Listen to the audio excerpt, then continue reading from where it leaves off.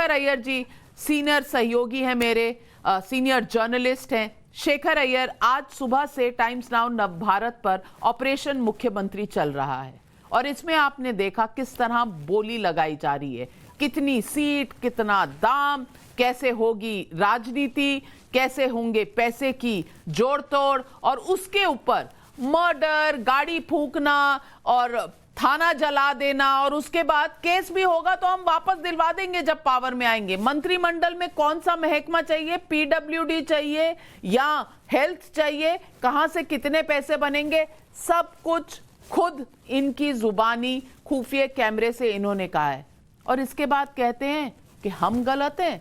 Camera गलत है, और ऐसा कुछ हुआ ही नहीं। तो शेखर अय्यर, आपकी क्या प्रतिक्रिया है? नविका जी, पहले आपको बधाई देना है, टाइम्स नाउ नवभारत को भी बधाई देना है कि जो सच रहा है यूपी राजनीति में कई सालों से, उस सच को आपने खुलासा किया है कि ये जो जाति के आधार पर ये छोटे छोटे पार्टी जो बनते हैं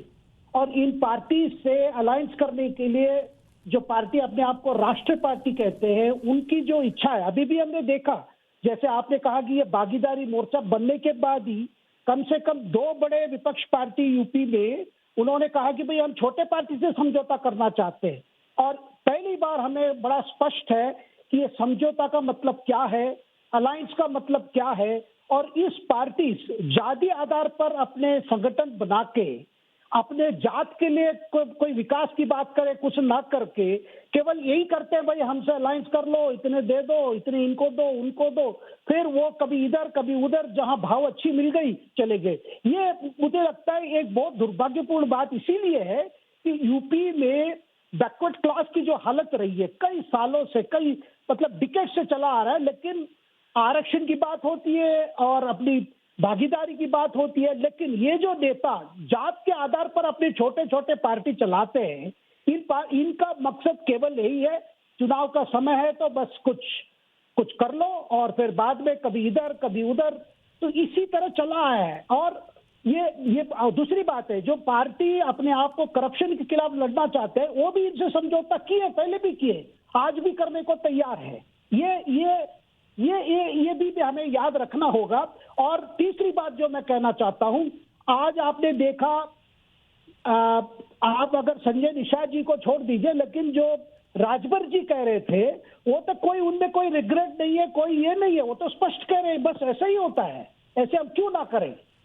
तो ये अपने आप को कोई अपॉलॉजी नहीं, कोई अपने आप को डिफेंड कर रहे हैं। ये मुझे लगता है कि सबसे ये उत्तर प्रदेश राजनीति के लिए, उत्तर प्रदेश भविष्य के लिए भी बड़ी दुखी बात है, क्योंकि कोई उनको लगता है कि भाई ऐसी ही पॉलिटिक्स करनी चाहिए, ऐसे ही हम आगे बढ़ सकते हैं। आगे मतलब अपनी की बात कर रहे हैं, कोई जिस जात की बात रखना चाह रहे हैं, जिस जात को रिप्रेजेंट करते हैं, जिस जात की विकास के लिए बात करते हैं, उनकी बात नहीं है। ये केवल जो हाईएस्ट बिडर है वो बस वही है कि भाई जो हमको देगा बस इतनी सीट मिलेगा, कोई सीट जीत जाए तो मंत्री बन जाएंगे, ना बन जाए तो फिर भी जो हमें आना है वो तो मिल गया। ये जो सिलसिला है मुझे लगता है, अच्छा उसका कारण, दूसरा कारण है नाविका जी, वो भी आज मैं खुलासा करना चाहता हूं। देखिए, जब पार्टी बनते जाति आधार पर, कितने बड़े पार्टी ना हो, अगर वो सक्सेस हुए, आज वो राष्ट्रीय पार्टी बन गया केवल जात के हिसाब से, वो उत्तर प्रदेश में हो या बिहार में हो, केवल जात के नाम पे चल रहा है, बस एक तो और जात जोड़ लीजिए आपका हो जाएगा। फिर यही पार्टी के लिए बहुत अच्छा रहा जब कोएलिशन पॉलिटिक्स चला आया, लेकिन ऐसा समय आ गया कोएलिशन पॉलिटिक्स में भी दिक्कत आ रही है। उसकी कारण है कि बीजेपी सामने उभर के आ गई है। तो ये जो परिस्थिति आज बन रही है, जो आपकी स्टिंग ने खुलासा किया है, और जो दूसरी बात मैंने कहा, कोई रिग्रेट नहीं है, कोई अपॉलॉजी नहीं है, एकदम मतलब खुले आपसे कह रहे भाई हम ऐसे ही करेंगे, इसमें गलत क्या है, ये सबसे बड़ी सवाल है। अब वोटर को सोचना चाहिए, जिन लोगों को ये कहते हैं भाई रिप्रेजेंट करते हैं, उनको भी सोचना चाहिए। बिल्कुल छोटी